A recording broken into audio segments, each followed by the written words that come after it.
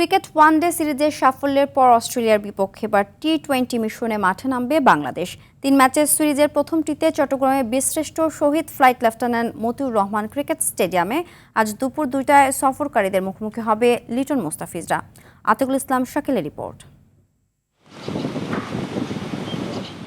One day সিরিজে অস্ট্রেলিয়াকে 2-1 ব্যবধানে হারিয়ে আত্মবিশ্বাস তুঙ্গে টাইগারদের। ব্যাটিং, বোলিং এবং ফিল্ডিং 3 বিভাগেই ধারাবাহিক পারফরমেন্স দেখিয়েছে স্বাগতিকরা। সেই ধারাবাহিকতা ধরে রেখে টি-20 সিরিজও নিজেদের করে নিতে চায় তারা।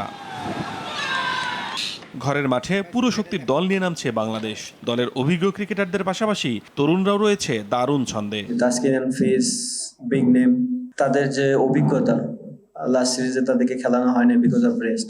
সো এই সিরিজে তারা এসেছে ফুল স্ট্রেংথ নিয়ে। আমরা যাচ্ছি ভালো ক্রিকেট খেলার জন্য। আপনি যখন একটা বড় দলের সাথে যখন ভালো ক্রিকেট খেলবেন, নট অনলি যে সিরিজ জিতে, আমরা 3টা ম্যাচে খুবই ভালো ক্রিকেট খেলেছি। সো এটা একটা প্লাস পয়েন্ট। বেঞ্চ সাইডে অনেক স্ট্রং, আপনি যে কোনো প্লেয়ারই খেলাতে পারবেন বেস্ট 11। এটা একটা ভালো কম্পিটিশন।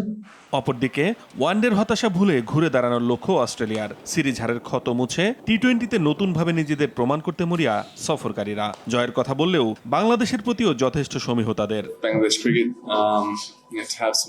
বাংলাদেশের বোলাররা অনেক ভালো করছে, এটা তাদের ক্রিকেটের জন্য দারুণ।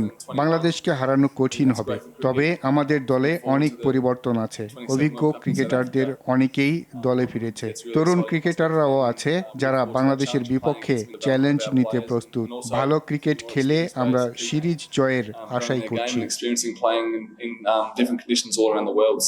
যদিও চট্টগ্রামের উইকেট, ঘরের দর্শক আর সাম্প্রতিক ফর্ম সবকিছুই বাংলাদেশের পক্ষে, তবে ইনজুরির কারণে অধিনায়ক লিটন এবং ওপেনার পারভেজ হোসেনের অনিশ্চয়তায় চিন্তার ভাঁজ বাংলাদেশ শিবিরে।